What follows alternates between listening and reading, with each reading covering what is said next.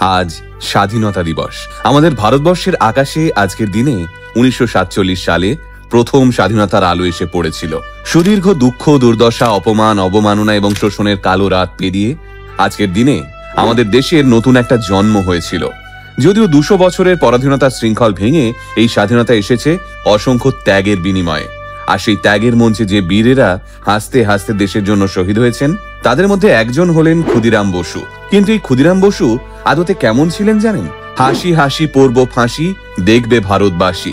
সত্যি সেদিন গোটা ভারতবর্ষ দেখেছিল মাত্র 18 বছরের একটা তরতাজা তরুণ হাসি মুখে ফাঁসির মঞ্চে দাঁড়িয়েছিলেন। আজ স্বাধীনতার 78 বছর পরেও এই দিন আমাদের মনে করিয়ে দেয়, স্বাধীনতা মানে শুধু বিদেশি শাসনের অবসান নয়, বরং ন্যায়, সমতা ও ভ্রাতৃত্বের পথে এক অবিরাম যাত্রা। আর এই যাত্রায় অন্যতম উজ্জ্বল নক্ষত্র ছিলেন ক্ষুদিরাম বসু। 1889 সালের 3রা ডিসেম্বর মেদিনীপুর জেলার এক অখ্যাত গ্রাম হবিবপুরে জন্ম বাংলার এই বীর স্বাধীনতা সংগ্রামীর। ক্ষুদিরাম বসুর বাবা ত্রৈলোক্যনাথ বসু ন্যাড়াজোলের তহসিলদার ছিলেন, আর ক্ষুদিরাম বসুর মা ছিলেন লক্ষ্মীপ্রিয়া দেবী। ক্ষুদিরাম ছিলেন তার মায়ের চতুর্থ সন্তান। ক্ষুদিরামের আগে তার 3 দিদি ছিল। দুর্ভাগ্যবশত লক্ষ্মীপ্রিয়া দেবীর আরো 2 পুত্র সন্তান অকালে মারা গেছিলেন।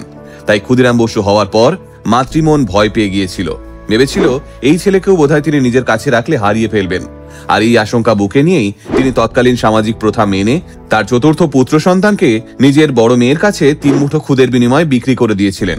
শোনা যায় খুদের বিনিময়ে শিশুপুত্রকে কেনা হয়েছিল বলে নবজাতকের নাম রাখা হয়েছিল ক্ষুদিরাম। ক্ষুদিরামের বয়স যখন সবে মাত্র 5, সেই সময় তিনি তার মাকে হারান। এরপর মায়ের মৃত্যুর 1 বছরের মাথায় তার বাবারও মৃত্যু হয়। সেই সময় ক্ষুদিরাম বসুর বড় দিদি অপরূপা তাকে নিজের বাড়িতে নিয়ে যান। সেখান থেকেই তমলুকের হ্যামিল্টন হাই স্কুলে ক্ষুদিরাম বসুর পড়াশোনা শুরু হয়। যদিও খুব ছোটবেলা থেকেই দেশের জন্য কাজ করতে চাইতেন ক্ষুদিরাম বসু। দেশের মঙ্গল কামনায় ক্ষুদিরামের ছিল নিবেদিত প্রাণ। আর সেটাই শাপে বর হয় যখন 1902 এবং 1903 সাল নাগাদ শ্রী অরবিন্দ এবং ভগিনী নিবেদিতা মেদিনীপুর সফরে যান এবং দেশের স্বাধীনতার জন্য বক্তৃতা রাখেন। যে বক্তৃতা শুনে কিশোর ছাত্র ক্ষুদিরামের শরীরের রক্ত গরম হয়ে ওঠে।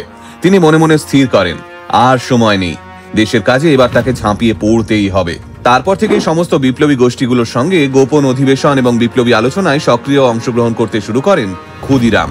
এরপর মেদিনীপুর থেকে কলকাতায় এসে বারীন্দ্র কুমার ঘোষের কর্মতৎপরতার সংস্পর্শে আসেন তিনি এবং বঙ্গভঙ্গের সময় ব্রিটিশ শাসনের বিরুদ্ধে সক্রিয়ভাবে আন্দোলনে অংশ নিতে শুরু করেন ক্ষুদিরাম। ক্ষুদিরাম বসু যখন বিপ্লবী সংগঠন অনুশীলন সমিতিতে যোগদান করেন, তখন তার বয়স মাত্র 15 বছর। অর্থাৎ স্কুলে পড়ার সময় থেকেই নানান রাজনৈতিক কার্যকলাপে সক্রিয়ভাবে অংশগ্রহণ করতে শুরু করেন ক্ষুদিরাম। আর তাই পড়াশোনাও তাকে ছাড়তে হয় মাঝপথে। ক্লাস 9-এ পড়তে পড়তেই স্কুল জীবনের ইতি টেনে স্বাধীনতা সংগ্রামকে জীবনের একমাত্র লক্ষ্য হিসেবে গড়ে তুলেছিলেন তিনি এবং অনুশীলন সমিতির একজন স্বেচ্ছাসেবী হিসেবে বন্দে মাতরম পত্রিকা বিতরণ করতে শুরু করেন। ধীরে ধীরে শিখে ফেলেন বোমা তৈরির কৌশল। মাত্র 16 বছর বয়সে ক্ষুদিরাম বসু থানার কাছে বোমা মজুত করতে শুরু করেন। সেই সময় তার টার্গেট ছিল সরকারি আধিকারিকরা। শোনা যায় 1907-এর 6 ডিসেম্বর নারায়ণগড় রেল স্টেশনে বোমা বিস্ফোরণ ঘটনায় তার সরাসরি যোগাযোগ ছিল। এরপর ক্ষুদিরাম বসুর দক্ষতা প্রমাণের পর 1908 সালে তার কাঁধে দেওয়া হয় মুজাফফরপুর জেলা ম্যাজিস্ট্রেট কিংসফোর্ডকে হত্যার গুরু দায়িত্ব। আর তার এই কর্মকাণ্ডের সঙ্গী ছিলেন বিপ্লবী প্রফুল্ল চাকি। বাঙালি বিপ্লবীদের ওপর চরম অত্যাচার করতেন কিংসফোর্ড। তাই তাকে রাস্তা থেকে সরানোর জন্য 6 আউন্স ডিনামাইট, একটা বিস্ফোরক এবং কালো পাউডার ফিউজ দিয়ে বানানো হয়েছিল শক্তিশালী বোমা। কিন্তু কপাল ভালো ছিল কিংসফোর্ডের। সেদিন ক্ষুদিরাম এবং প্রফুল্ল চাকি কিংসফোর্ডের গাড়ি ভেবে যে গাড়িটিতে বোমা ছুড়েছিলেন, সেই গাড়িতে কিংসফোর্ড ছিলেন না, বরং তার বদলে ছিলেন আর এক ব্রিটিশ অফিসার, প্রিঙ্গল কেনেডির স্ত্রী এবং মেয়ে। সেদিন ভাগ্যের দৌড়ে বেঁচে যান কিংসফোর্ড, মারা যান প্রিঙ্গল কেনেডির স্ত্রী এবং মেয়ে। এর পরের ঘটনা অবশ্য আমাদের সকলেরই জানা। পুলিশের হাতে ধরা পড়ে যায় ক্ষুদিরাম এবং প্রফুল্ল চাকি। প্রফুল্ল চাকি ধরা পড়ার পরেই নিজের মুখে গুলি করে শহীদ হন, আর ক্ষুদিরামের জন্য ফাঁসির সাজা ঘোষণা হয়। সেই সময় ক্ষুদিরামের বয়স মাত্র 18 বছর 8 মাস 8 দিন। ফাঁসি নিশ্চিত জেনেও ক্ষুদিরামের চোখে এক ফোঁটাও ভয় ছিল না। উল্টে বলেছিলেন, ভয় করবে কেন, আমি তো গীতা পড়েছি, আত্মা এক শরীর ত্যাগ করে নতুন শরীর গ্রহণ করে, আত্মার ক্ষয় নেই, মৃত্যু নেই। 1908-এর সেই অভিশপ্ত আগস্ট মাস মুজাফফরপুর জেলে হাসি মুখে ফাঁসির মঞ্চে উঠেছিলেন এই বীর সংগ্রামী।